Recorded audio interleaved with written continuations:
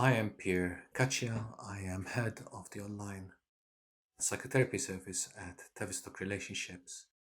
This is a follow-up to the previous series of CPT videos that we had released, focused on the process of working with clients via webcam-mediated media.